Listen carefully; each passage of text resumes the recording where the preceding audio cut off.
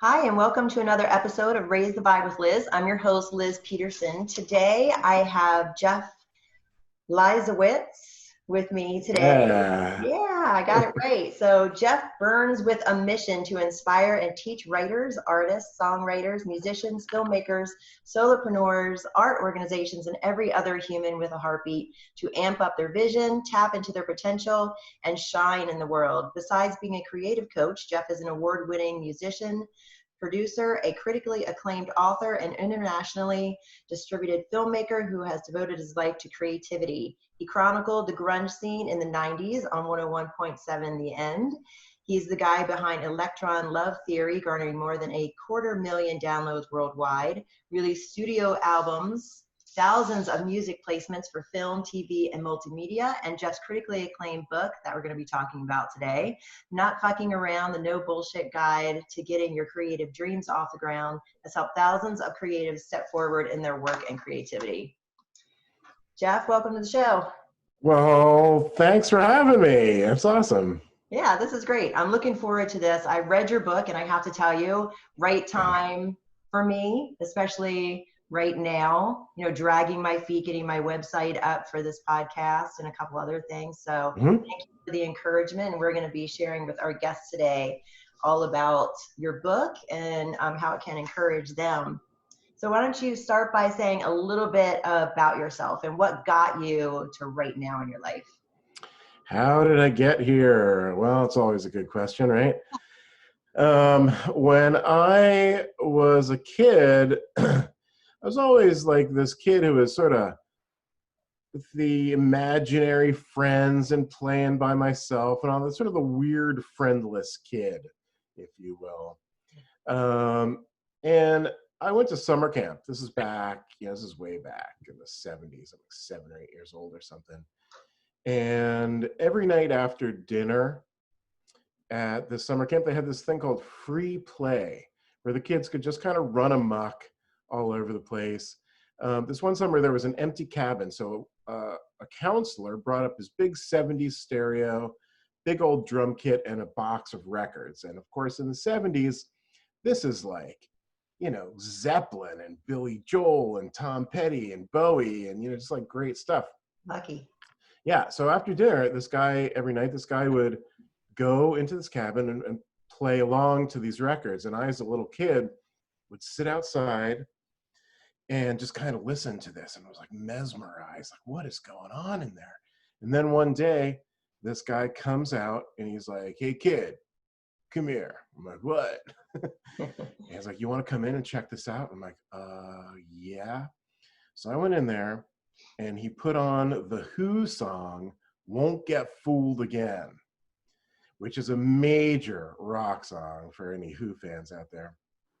And he just blasted these drums, and my little 8-year-old heart just exploded into a new world of music that I'd, never really experienced before. So from there, it turned into, hey, Mom, I want to play guitar, into, hey, I want to be a rock star, which didn't go down very well with the parents, as you might suspect. But anyway, to keep it basically pretty short, moved across the country, played in a million bands, won a big award, which I think you mentioned there. Done lots and lots of music and recording. Teach songwriting now, and then on the other other creativity too, screenwriting and writing the book and photography. Excuse me.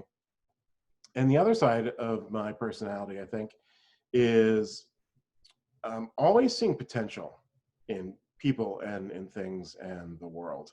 So I've studied and practiced something called NLP, which you may be familiar with, Neuro-Linguistic Re-Patterning. Yeah, we'll have to talk about that later.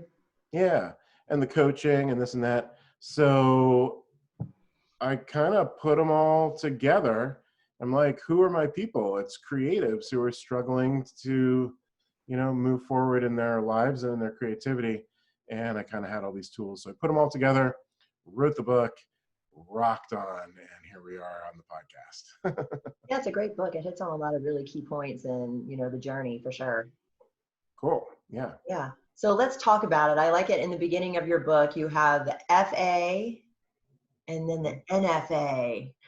Fucking around and not fucking around. So can you describe how you see the difference so our listeners can understand what you're talking about?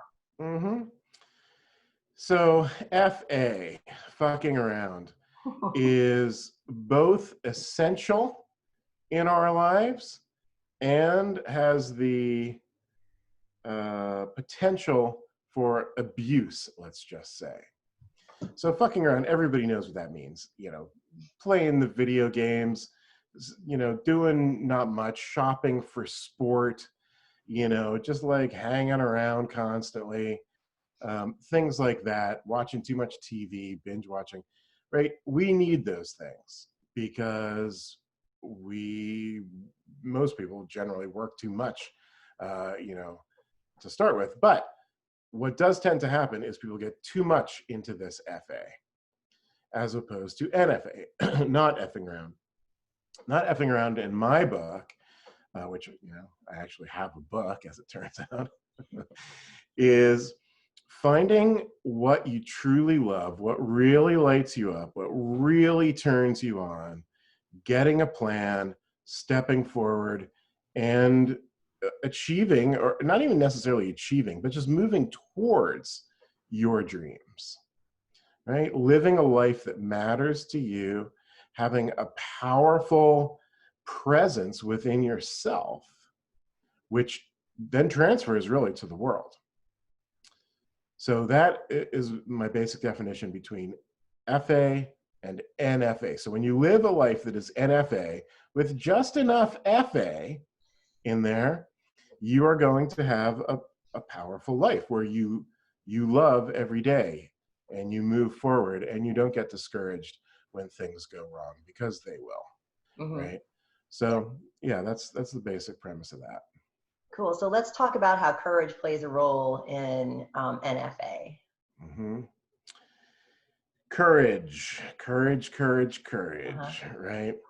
There are all kinds of different kinds of courage, but one thing that we know is that it takes courage to move forward in life, because this world is difficult, right? As you may have noticed. Yeah. And you can either take the failures, the resistance, the friction, the difficulties, and stop or change courses or go run and hide, which sometimes is necessary for sure. Or you can have the courage to move forward into uncomfortable situations and various risks and do things like this. And I can assure you that literally every single successful person, depending on how you define success, has the courage to move forward, to get back on the horse, to put themselves into situations that don't always feel good. And I'm talking everybody from, you know, some kid just trying to play baseball to multi-zillionaire, you know, tech people, right? The scale changes and the situation changes, but hey, it's scary to hop up on that baseball plate when you're 10 years old and you just struck out 3 times in a row, just like it's scary to introduce a new product in the marketplace that could have you losing hundreds of millions of dollars. Right. All takes courage. Yeah. You said something interesting in your book. You had an advisor, you know, when you were finishing up college, say a couple harsh things like, if you choose to be an artist, be prepared for 97% pain and rejection. And then followed it up with, the world is going to do everything possible to beat you down and keep you from learning, growing, and creating. So how did that affect you? Well, first of all, 25 or something years after college, I think that percentage is a little low. Really? Yeah, I would move it That up was a high to percentage. I would move it up to 98 or maybe Oh, even 99. Um, so how did it affect me? yeah, did Well, it encourage you, or did it kind of knock you back for a little bit? well, when I was young and rather inexperienced in the ways of the world, um, I didn't believe it. They told that advisor told me that, and I was like, yeah, no way. I'm 23. Go get out of my way, right? And Okay. that's what you have to have when you're young, right? Your best asset is not your experience or your skills. It's your naivete, your idealism, where you can just be like, you know what? I'm going to be a rock star. Yeah, let's go. Let's rock, right? Or I'm going to build this business, or I'm going to do, whatever your thing is. So yes, at the time I didn't believe it. Over time, I started to realize, wow, maybe the college professor who's been at it, decades longer than I have was right. So how did it affect me over time? Um, I am one who does well with some degree of adversity, right? Mm-hmm. Tell me I can't do it. If I want to do it and someone tells me I can't, that's a good recipe for me to do the thing. And it's not just me. There is a book, a really great book by Malcolm Gladwell called Outliers. And this book does basically scientific studies on the highest achieving people in the world, right? Looking at the Beatles and Michael Jordan and Steve Jobs, like people like this, right? And one of the many things that he concluded after studying this is that people who are very, very successful have been told by someone they care about at a young age that they cannot do the thing that they want to do. Yeah. Right? Yes. Doesn't Yeah. seems weird and counterintuitive, but I know from my own experience that this is true. Um, so in ways that I was not supported in my dreams growing up, it's actually a big thank you, right? Because telling me I can't means, yeah, I'll show you, we'll see, right? And that's a bit of fire for me. And that's really one interpretation of resistance, like we were talking about Mhm. before. Yeah. So someone else can have a difficulty or a challenge or a failure, and they interpret that as, I'm done, I quit, right? 90%, 97% pain and rejection, no way. And hey, that's, if that's not your thing or you're not willing, well, then that's the choice you make, and that's the life that you will get a different life out of those choices, because really our life is a result of our choices Right. in many, many, many cases, not all, but many. So, um, so really the question is almost, what do you do when you come up against those walls? How do you interpret that? And what is your next step? So if you quit and run away, that's one way to deal. If you stop, evaluate deeply and honestly what just happened, learn from that, tweak your plan, tweak your approach, whatever the thing is, and then step forward again with that courage, it's a pretty good chance something good eventually will happen. And I'll tell you this, when you do that, this is almost the definition of self-esteem.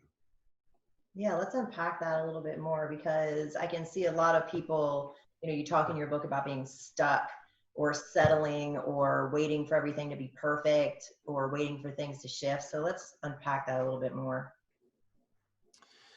Yeah. So if you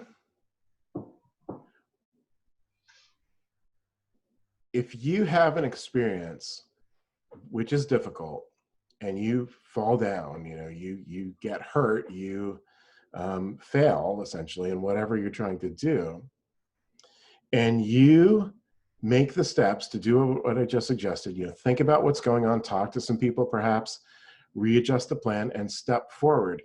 Even if you get knocked down again, even if you fail on your very next step, you do not fail. Because here's what you get the self-esteem. And the self-esteem is not about winning. People think it is. It's got something to do with it, but it's not really the whole deal. The real deal is knowing that you have the resilience to move forward. And the only way to know you have the resilience to move forward is to actually do it, to make the choice, to be like, oh, I just got clobbered. Ouch. Sit there, lick the wounds, as they say, take a breath, stand up. Okay, you gonna clobber me again? I don't know. I'm coming at, I'm moving forward. Nice. Right? And, that's one part of the recipe for success, to move closer to your dreams. Nobody gets this stuff immediately, quickly, whatever. And in the unlikely event that they do, the overnight success, which basically doesn't happen, they can't hold on to it because it came too easily. Mm-hmm. Right? When they have a very big difficulty, they won't have the resilience to move forward. Right. Yeah. Yeah, you do gain it historically by repeating, falling and falling and falling. That's how you build it, for sure. I don't think it comes, I don't know, I suppose people could be born with it, but I'm thinking it comes, from the hardships in life, for sure. Yeah.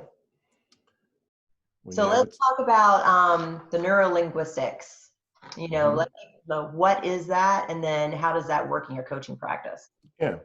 Neuro-Linguistic Re-Patterning is essentially a series or collection of tools that one can use to uncover, in therapeutic sense, unconscious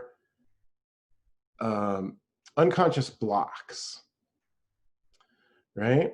So the deal is, in this world, we're basically operating at two levels. One is the exterior world, which is, hey, I'm running around doing my thing, sending my emails, all that kind of stuff. And then the other one is the internal world. And the internal world is, what's going on in your head and even deeper in your subconscious or unconscious. When you're unconscious, or if your unconscious is programmed or set in such a way that you do not believe that you can do something, or there are specific blocks in terms of, I'm not good enough, I'm not smart enough, I can never finish a project, a million of these kinds of things. Mm-hmm. It doesn't matter in the exterior world. When you succeed in the exterior world, you will always eventually default back to where you were before. So NLP endeavors to dip into the subconscious of my clients and untangle these subconscious blocks, because all it really is a way of thinking that's so ingrained that you don't think you're thinking it. Right? So we get in there and we tweak this stuff, and we realize that, in most cases, these are not helpful, or these ideas are only helpful in certain circumstances. So from there, we work that out. And then when we work on the external world, hey, let's track your habits. hey, let's really see where your skills are and your value and your, your dreams and your mission, the why behind what you do. Mm-hmm.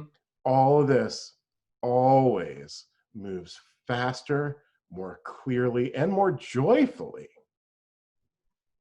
right? Because at the end of the day, you want your dream. You want to, if you're a writer, you want to write because you love writing. If writing is difficult and a slog doing it every day, you're not going to want to do it. So when we change the internal experience and then sort of marry that with the external experience, this is where the flow is. And you could say the spiritual energy flows through you, through your mind and inner world, and then the outer world in many ways conforms almost to what's going on inside. Great. So someone who may not be in touch with that flow, how do you guide them to discover what they love to do? Sure. Well, people tend to get to that place by having ideas that they are not allowed to tap into their joy because it's not right for some reason.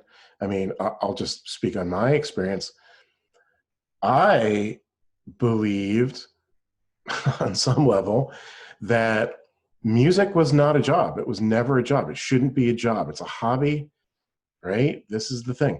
So I could never fully put myself into it until I hit about 30, when I started making money at music. And all of a sudden it was like, oh, wake up, dude. If this is what you want, this is a job. This is the thing that you want.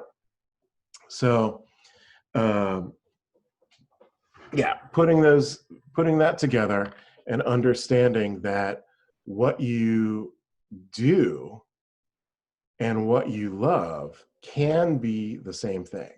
So we go down and we peel away the layers of what's stopping you from knowing what you love. Because chances are you go back to your childhood, and as ridiculous and almost trite as it seems, people are going to be like, oh, well, I really loved collecting rocks. Like, when was the last time you collected a rock? Oh, when I was 7. Why not? Well, I don't know. I just forgot about it, right? Things like this. So we dig down, we see what used to light you up, what could light you up now, what your passions are, right? And these passions aren't necessarily creative, although with my clients, they mostly are. Mm-hmm. You can get to this also by tapping, strangely enough, into the negative of the thing, right? So if you have this like trigger about something, oh God, actors are idiots, right? Actors are idiots. They're all idiots, As it turns out, you wanted to be an actor. Right? I mean, humans are funny, that. Yeah. So, there's a variety of ways that we kind of look into that. Also use and this is a little bit more of a business tool, I guess, but it's something called Ikigai. You ever hear this? This is I'm not talking about Ikigai is not, the weirdo on the bus or something like that. It's a Japanese concept. And you think of it as a Venn diagram, where the little bubbles are kind of overlapping. So there's 4 different parts. What you love is one of the parts. Okay. What you're good at is another part. What the world needs is a part. And the 4th one is what will the world pay for? There's all kinds of ways that's going to overlap, but the ikigai is the center. If you can find something, which everyone can eventually, if you're willing to find it and or build your skills, something that you love, that you're good at, the world needs, and will pay for. You hit that, gold. And I'm not talking just the bank account gold, I'm talking gold in your heart. Yeah. Yeah, because it's something you're passionate about, so it'll bring you joy every day. Exactly. There's, you know, there's working, doing a job, and there's like, oh, this is my work. Yeah. Right? It's essentially my love that I get paid for. Yeah. And a lot of people don't have that, and I get it, and there's lots of circumstances around that. But moving towards that, it's a good idea if you ask me. Yeah, it is. So you get people to ask the why do they love it? What's the journey to that, to that finding that authentic self, the why behind it? Right. Well, the journey to finding the authentic self is to be authentic, and the bottom line on that is to have courage and vulnerability within yourself. Right? The world, and this maybe is what my teacher was talking about back there in college, the world is rough. Like, right? We get smacked around in a million different ways, nearly every day in one way or another. That tends to toughen our being, right?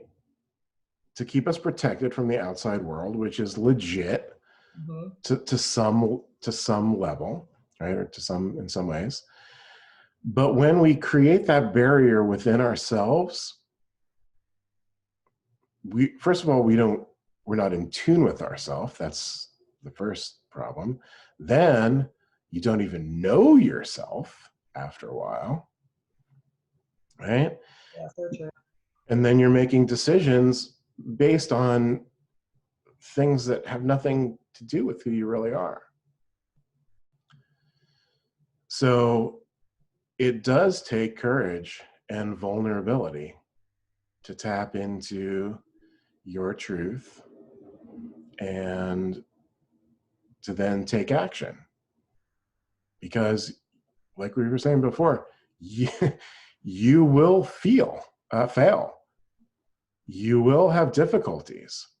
But the difference is, when you're moving towards your dream, those are just sort of like scars on the way to victory, as opposed to bruises on the way to nowhere. Yeah. So basically, if you're going to get knocked around in this world, at least get knocked around on the way to something worthwhile. Right. Right? Yeah. Let's talk about intention setting around this. Mm-hmm. Your book, you discussed that a little bit, the importance of that. Yeah. So intention is huge. And, you hear this everywhere in these kinds of circles, but it's completely true. Mm-hmm. And it is the why. Why are you doing your thing?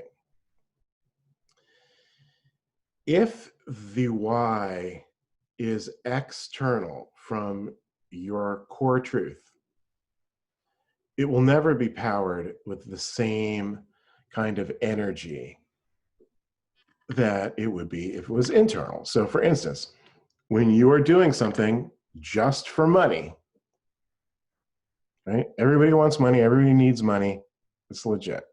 Mm-hmm. But when it's just for money, you can't possibly be caring that much about what you're doing, right? To the highest level that you're capable of. If you are doing what you love, like really love, and I'm not just talking about, oh yeah, I love it. I'm talking about, I love this. When I paint, when I write, when I sing, when I dance, when I cook, right? When I help people, when I teach, like all this kind of stuff, right? Love it. Like your heart's beating. That's different. That's a different kind of energy. You will do better. You will be more energized, right? And let me just tell you a little story from my personal work. I also teach songwriting at a college over here near Seattle. So it's one-on-one lessons with these students, an hour at a time in a studio, teach them how to record, how to write songs, music biz, all this stuff. I love that work with a capital L, such that last semester and numerous other semesters, I've had 12 hours of teaching time in a day. Like literally 8 a.m. till 9 or 10 at night. And you would think that I would be just completely knocked out. Mm-hmm. But I am actually jazzed up the entire time. Now, when I get home, I've got about 10 seconds before I'm, done for. But during that time of the actual teaching, I'm fired up. And that is because I know that I love working with these students and talking and making music so much. So that's where the energy and that's where the intention is. And by the way, when I'm doing that job, I'm not thinking like, oh, I got a paycheck, which I do, and that's great. What I'm thinking is, how can I help this student become the songwriter and recording artist, at their highest level, at their highest good? Completely different. I'm not sitting there looking at the clock kind of thing. Right. Yeah. That's great. So intention matters. So understanding your intention is big. And by the way, I think most people don't truly even understand their own intention most of the time, unless you're really conscious about that. In the coaching, we do this all the time. Mm-hmm. The sort of, why are you doing this? Well, what's the why behind the why? Oh, wow. What's the why behind the why behind the why? Ding, ding, ding, ding, ding. That's what's going on. Yeah, and it can change everything depending on what you find behind the why. Exactly. Yeah, you might need to shift your wording or your intention altogether.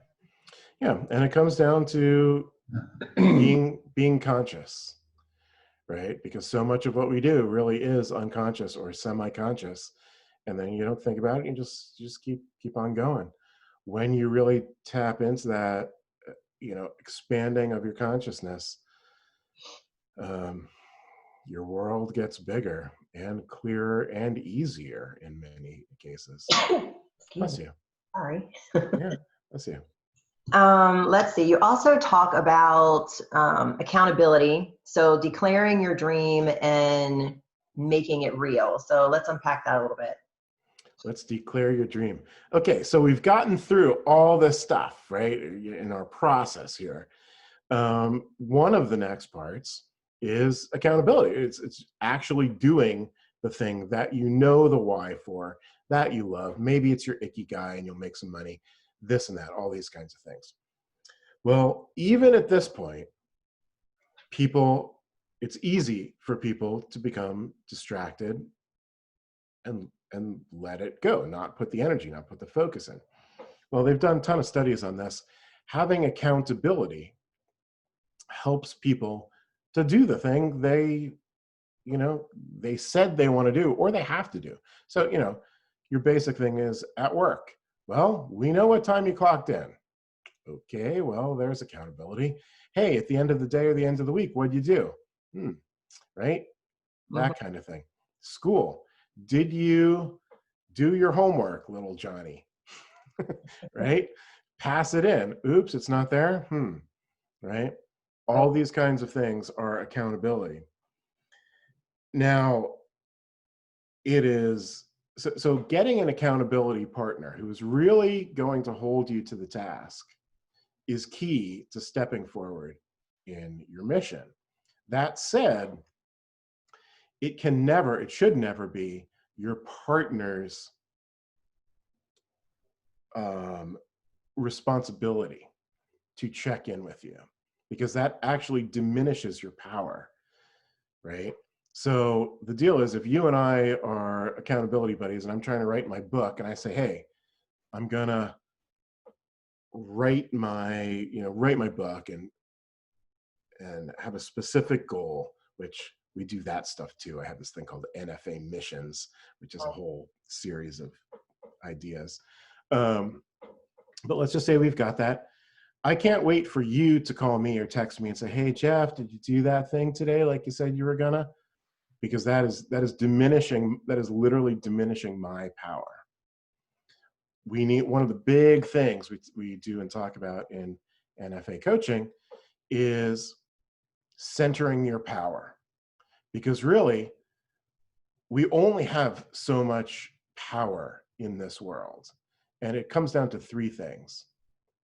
It comes down to how you act in the world, how you react to the world, and how you perceive the world.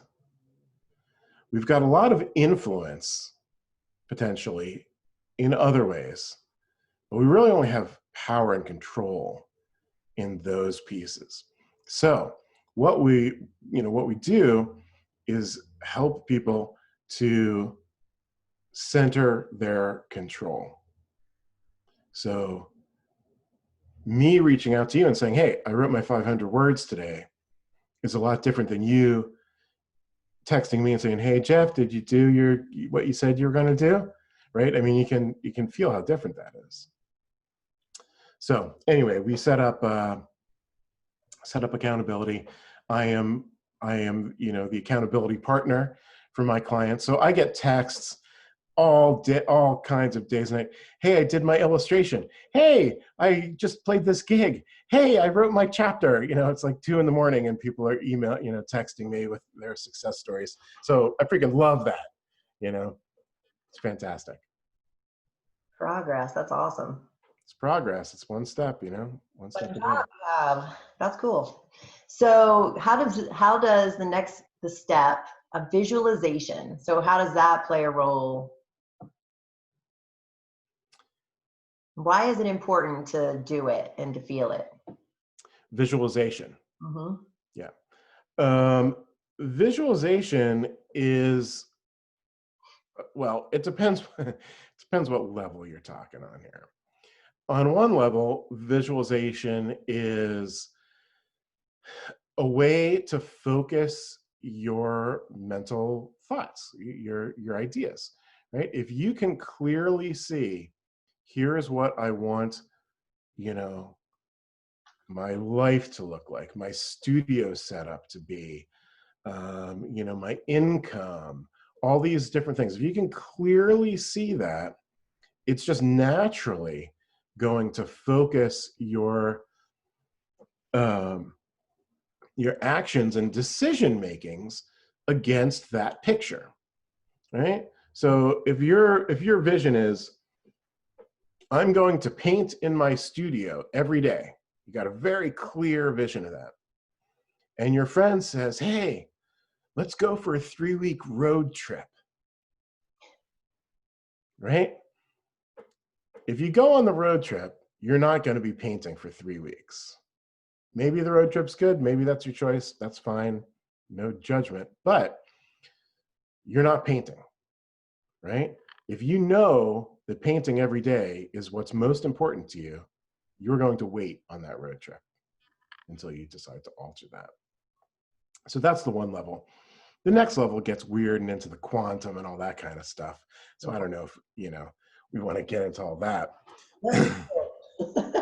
Yes, we do. Yeah.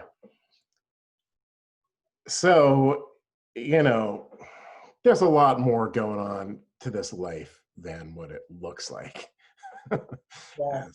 Right? I know you know that, and I think your listeners got that too. Thank you. So when you visualize your vision, let's just say, and you energize it with emotion, right? That's kind of the secret sauce there. Right? You have to feel what it's like to be in that studio painting every day. You're like, oh, those colors. Oh man, this thing is coming together. This is beautiful. I love my art. Like you feel it as well as kind of see the picture in your head. I believe that this kind of broadcasts, you know, I don't know, vibes or something out into the universe, which then flashes back to you, comes back to you in ways that you cannot sort of plan for or not causal, right? So in this case, or this example that I'm making up here, you got that visualization, you know your why, you've got your habit, your accountability partner, all this stuff. You're visualizing, you're actually doing it because you do have to do it, obviously. But then all of a sudden, out of nowhere, this person that you knew, you know, from college finds you on Facebook and says, hey, what's going on? Oh, guess what? I've got this gallery down in San Diego. Do you want to put your stuff in? You're like, wait, what? Like you could not have put that together yourself, essentially. Mm-hmm. But the world does this. And, you know, you see this, or I've seen it anyway, you Yeah. know, with jobs. You're trying to get the job. You're trying to get the job. You're trying to get putting in all these applications, all this stuff. But I, you know, I want this kind of job. I want this beautiful, great job, high paying, this and that. And then you kind of sit there and take a breath. None of these guys are getting back to you. And then again, you get that phone call from somebody who's not supposed to be really in touch with you. And before you know it, you got to think. I could tell you crazy stories about that, but I'll hold off. I love coincidences and synchronicities. Yeah. The magic in life I really live for. Yeah. So there's magic, and you know, use it. Yeah. That's the part of what the visualization's for. So you had mentioned also a couple sentences back, like starting it, like living it before you get it. It sounded like you were going into. So maybe touch on that a little bit. So living it before you get it. Yeah. Well, I mean, you can visualize, you can know your why, you can do the NLP and untangle the blocks, all these kind of things, and that's all great. Like, you need to do that. And then the rubber hits the road, which means, okay, let's stop talking and let's start doing, right? Mm-hmm. So that is simply putting in the work. Like, this world is work. And really, when I say that, it just reminds me that if you're doing what you truly love and you know the why and all these kinds of things, the work is still work, but it is also joy. Thus, the process of doing the thing is the gift of the thing. It's not the product, although the product's great too. It's like, if you're a writer, writing the book is the fun part. Having the book finished on your desk when you're done, like, okay, great. Time to write another book. Right? Yeah, joy in the process. The process, I mean, it's just like life. It's just distilled to your, you know, to your practice or your dream or whatever your thing is. If you truly love what you do, even though it can at times be difficult, you're still gonna love it. Right on. Yeah. So action. So saying yes, getting creative, and taking risks. What do you recommend to your clients when, you know, they figured it out and they're making the leap and they're taking the risk? You know, how are you supporting them through that? Well, I support them in a number of ways. One is the accountability, the daily accountability, or weekly, depending on what their system is, I guess. Having a coach is very helpful for a lot of people because they're like, oh, I'm seeing this guy Jeff at Tuesday at noon, and I'm paying for it. I better be doing my thing, right? Yeah. So that is a way. And then you've got your next level, which is, you know, in various, not everything, but in various ways, I can help create creatively. I can help my writers and screenwriters. I can help my musicians, you know, stuff like that. I can't really, got one client these days who's a chef. I'm like, you know, I'm just not that great of a chef, so I can't really help that much. But so the creative part, and then the next part for the ones who are interested, the business. How do you publish a book? Well, I can tell you. How do you, you know, what's up with song music distribution? And how do you get your, you know, Facebook funnel going? And, you know, these million things, which I've done, which by the way is different than studying how to do. Yeah, way different. Way different. Oops, you know, it's the same thing. Hey, I've done this. Ooh, I spent a lot of money and screwed it all up. That's a failure, right? What do? You learn, you figure it out, you try it again. Ooh, wait, this thing's actually working, right? I understand that, and I can help people, you know, in ways that someone who, oh, I went to school to study social media marketing, and then I, you know, got a job at a company, like they haven't really done it. You know, you have to, just like everything, you have to do it to really know it. That's what cred or credibility is. You have tools in your toolkit. Yeah. Different ways you can help people out. Yeah. So you've got, say a client comes to you and they have fear and they've got that negative voice in their head, and, you know, you're jumping into the reprogramming with them. How do you walk them through? What do they need to do to get out of that fear, moving forward with their dream? Well, everyone's different.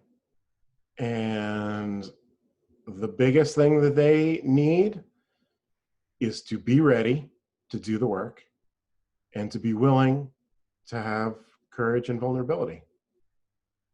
I mean, from there, I got a million tools that everybody's different.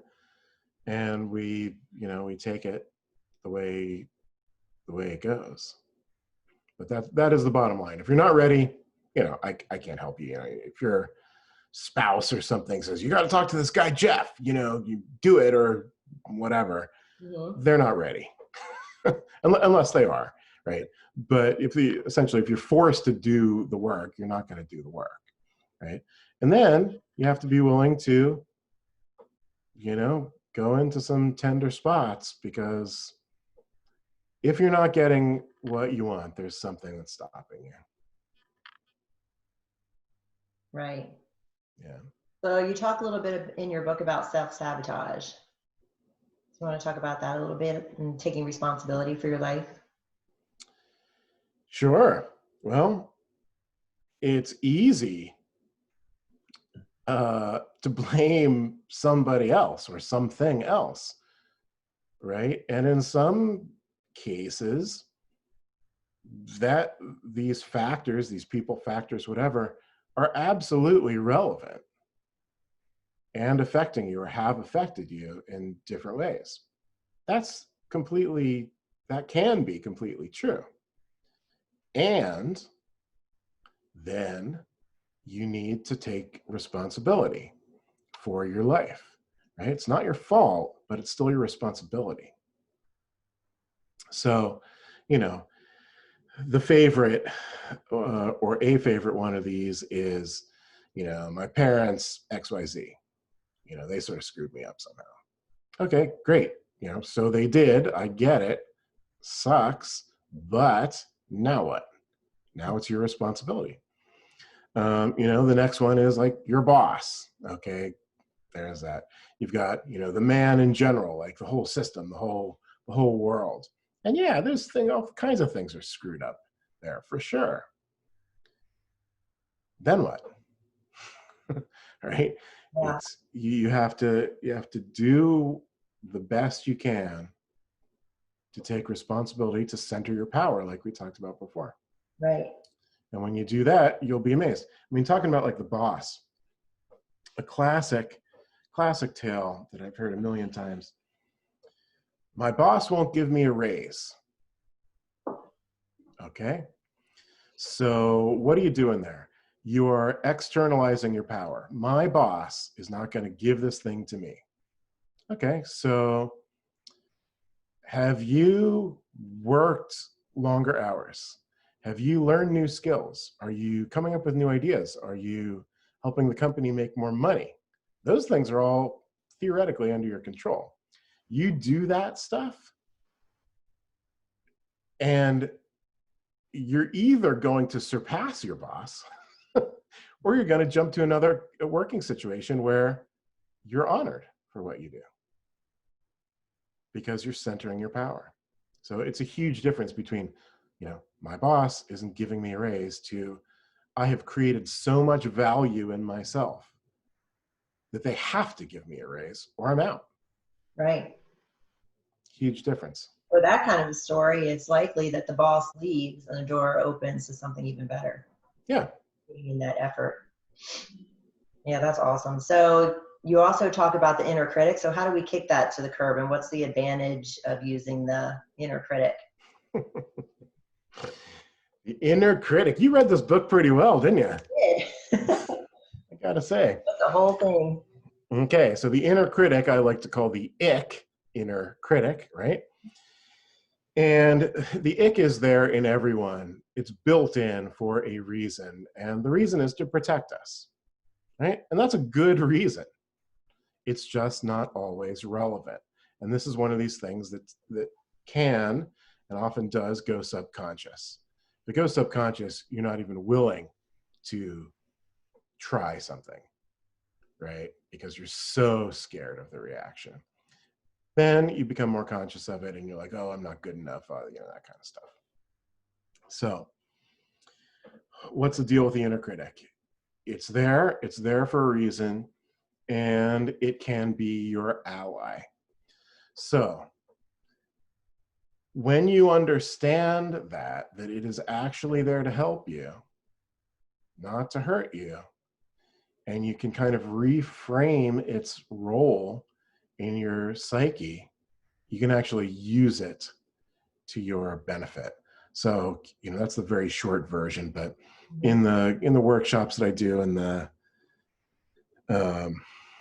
the coaching, we do meditations, we've, sort of worksheets, stuff like this to go in. And first you have to identify what that inner critic really is, what it's really trying to do. Again, it's always what's underneath. So once you get that and you can make peace and even better, realign those energies, it's a whole new story. Cool. And then what advice would you give your clients right now who are stumbling kind of with everything that's going on? What are they experiencing right now during quarantine that you're seeing, and how are you helping them out? Well, I mean, obviously this is a very, very difficult time for many, many people, if everyone really. Mm-hmm. So when things change, although there can be a whole lot of pain and suffering and anxiety, depression, all kinds of stuff like that, believe it or not, there is always some kind of silver lining. It might not be obvious, but it is there. So, a general piece of advice these days would be look at your life very carefully for that silver lining. Hey, because you're not out running around and socializing and, you're missing all that stuff. That sucks. It's terrible. But guess what? Could you write or make music or learn a new skill on the computer? You got the internet, right? There's a million classes out there that, it is endless what you could be doing during this time. Reading books, downloading stuff. It depends what you are, what you want, etc. Right on. So it's just looking for that and doing, it's always doing what you can do with what you've got. Right. Right? Whether it's I'm stuck in my apartment and it's quarantine, or it's the entrepreneur with, I have $1 million, but I actually need 1.6 million to do my thing. Well, tough luck. Do it for $1 million.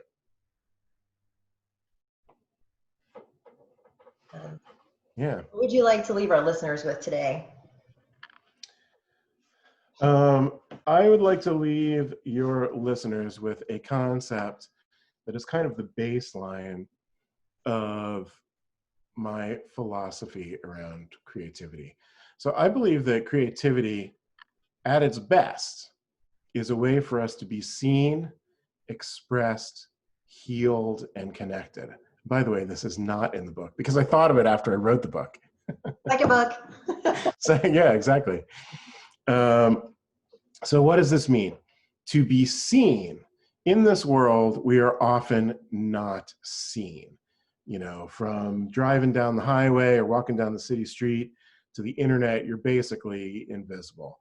Then you get your next level where it's your acquaintances and your coworkers and stuff like that. And they kind of get you, they kind of see you, but not really. And they probably don't care that much anyway.